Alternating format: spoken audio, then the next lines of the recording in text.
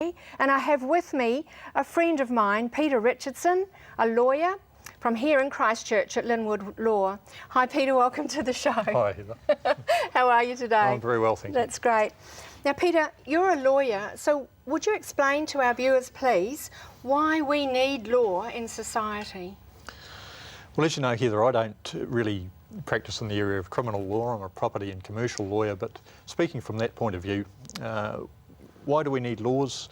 I think we need laws mainly for certainty. People need certainty in their lives, in their business dealings, in their property dealings. Without certainty, the system by which we operate our property affairs, our commercial affairs would simply break down. So primarily we need laws for certainty. So that would be the consequences then, is just anarchy? Yeah, anarchy, a whole lot of things. Corruption, I think you'll find that where countries don't have a settled method of settling property disputes or property ownership, corruption sets in. I think you have lack of confidence in the whole legal system and in the whole political system if there's that lack of certainty. So I think strong laws, good laws, laws that people believe in and respect, are basically the bedrock of a functioning society. So they need to be fair laws too, don't they? They certainly need to be fair laws. They need to be laws that people accept and buy into, I think.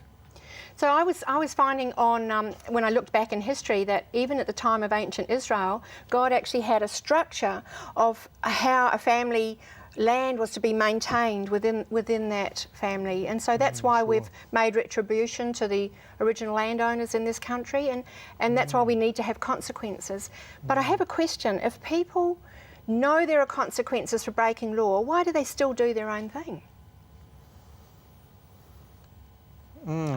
I think there's a variety of reasons, Heather. I don't know. I can't comment on every individual case, but obviously there are people who their own needs, their own wants, perhaps their own desires are such that they feel that they are more important than the law that governs society. So I think perhaps, well, obviously they believe they're beyond the law or they're above the law or that the laws don't apply to them. But obviously society needs to show in some way that for the good of all the other members of society that the laws must be upheld. Thank you so much for sharing a legal point of view with us, Peter.